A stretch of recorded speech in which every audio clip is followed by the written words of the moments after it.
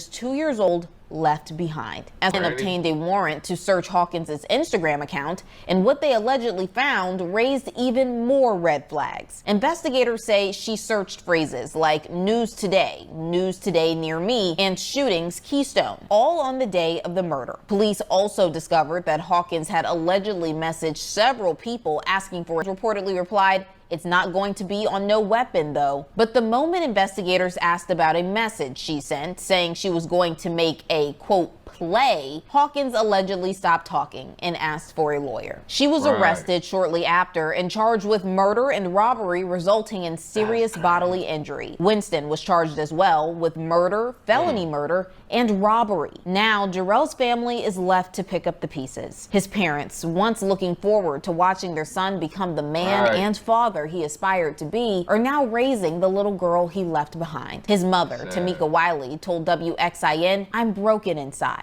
And just weeks ago, Jarrell's parents celebrated their granddaughter's 3rd birthday, a milestone that should have been filled with joy, laughter, and her father's love. Instead, it was a day marked by absence. No Jarrell, no hugs from dad, just a little girl too young to understand why her dad never came home. Justice may come in a courtroom, but for this family, the real sentence is living without Jarrell. And joining me to talk more about this is legal expert Andy Baldwin. Andy, thank you so much for joining me today. Let's just jump right in. How does a case like this typically move through the Indiana legal system once charges are filed?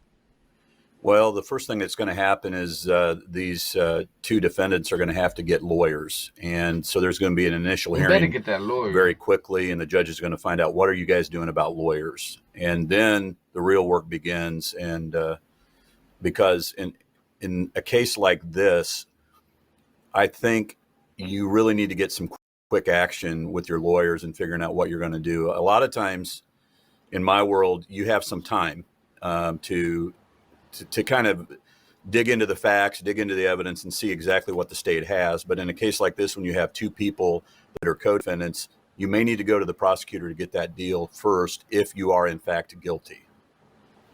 And what are the first steps that prosecutors take after an arrest in a homicide case? What do you think they're doing right now behind the scenes? Oh, prosecutors, once the charge is filed, they really just depend on their detectives and their investigators to take the lead role in terms of gathering evidence. And they'll be communicating, the prosecutor will be communicating with the detectives and saying, hey, maybe I want you to go get a geo-tracking off of one of the cell phones to make sure where they are, things like that. But these are, one of the detectives on this case is pretty well known throughout Indianapolis as a very good homicide detective, and he's probably doing a good job on his own of figuring out what needs to be done. And can you walk us through just how police build a case using digital communications like texts and DMs via social media? Because I know that was crucial in this case, according to court documents.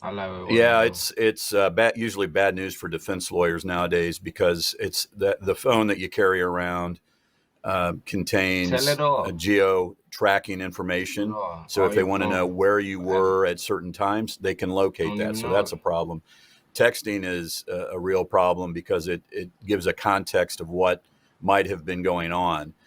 So in this case, I can tell you what the detectives very quickly sent letters to Google and to Meta saying, preserve the evidence. We need the evidence preserved. Right. But on top of that, while they're preserving that evidence, they're getting search warrants for the phone. So Alexis, who's one of the defendants, they have her phone. Brian Winston, the other defendant, he tried to break his phone according to the probable cause affidavit, at least. And whether he was successful or not, we don't know yet. But they're going to get search warrant for those phones so that they do everything right. And then they're going to start going and digging through the Instagram and Snapchat and all the other things, direct messages from Facebook, and see if they can tell the story. If the investigation can point toward one or both of them more definitively than currently. Now, both suspects, they were charged with murder, and I think Brian was the one that was charged with felony murder. What's the legal difference between murder and felony murder under Indiana law? Yeah, so actually, it looks like it's Alexis that's charged with the felony murder. It looks like what they're trying to say is that Alexis was in a car with the deceased Ghurl Pryor, and I think from reading it's a 12-page probable cause affidavit, and what they're kind of saying is Alexis took Ghurl on a date, or he took her on a date, but she was cluing Mr. Winston, her actual boyfriend, in on where they were going to be and so forth, and that Mr. Winston then at some point in time came in knowing where they were and shot and killed Mr. Pryor. And so Alexis is charged with felony murder.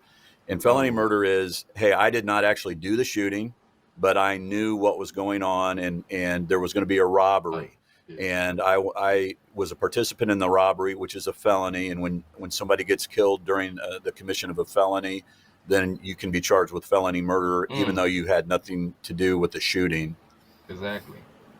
Could this be considered even a conspiracy to commit murder, even if only one person fired the gun? It definitely could be, and I think they may have to amend their charging information later on. But conspiracy means you actually have to prove the murder. Felony murder is such a problem for defense lawyers, because a lot of times what happens is nobody was intending to be killed. The two participants, if Alexis and Brian, the two defendants, were actually just trying to rob the person, then in reality, they weren't committing murder. They were just committing robbery. And that's why the felony murder matters. A conspiracy to commit murder would mean that you would have to show that they actually intended to kill this young man. Yeah, I know we just talked about the charges could be upgraded to that, but is there any way that anyone could take some type of plea or even going to manslaughter, or is that just not possible with a case as strong as this one? Oh, anything's possible. And I don't know how. Olvida todo lo que sabes.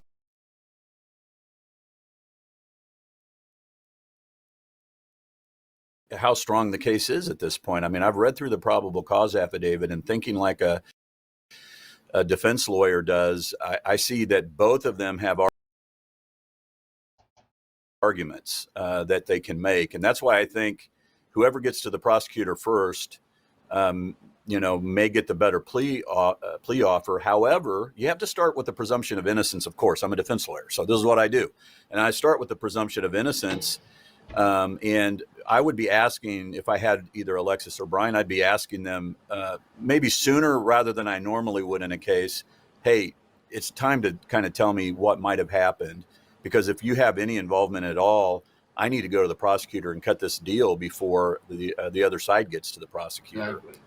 So, yeah, a plea agreement could be on the table for sure. And can you walk us through just what that looks like, since, you do have a lot of experience with that? Not in that video, but we don't know if there was flock video of the car leaving or anywhere else. So there's still more to come, I'm sure. If convicted, what kind of sentence could each suspect face? They're facing 45 to 65 years. And in reality, that 45 is a mandatory minimum, meaning wow, the best they can do is 45 years. And in Indiana, currently you have to serve 75% of that. So I'm not good with math. I don't know what that would be. I think it's 37 and a half years, something like that. So, yeah, that's why sometimes we as lawyers, what we're trying to do is get off of that mandatory minimum for murder down to a level 2 voluntary manslaughter. I mean, you never know. It could be a situation. You never know what's going to happen on a case like this. It could be self-defense, for crying out loud. Maybe the guy in the car was doing something. You just never know what's going to happen. But if you can get it knocked down to voluntary manslaughter, I was angry, she was cheating on me, and then that knocks it down to a level 2 felony, which in Indiana carries 10 to 30 years, and that's not mandatory minimum. So the lawyer is always trying to get the thing pled down, if the person is actually going to be found guilty, get it pled down to something more manageable, so that the person, especially when they're young, that for the defense lawyer, that's a big deal when they're young, because then you can say, gosh, you're going to get out when you're 40. But when they're 40 already and they're going to get out when they're 75 or 80,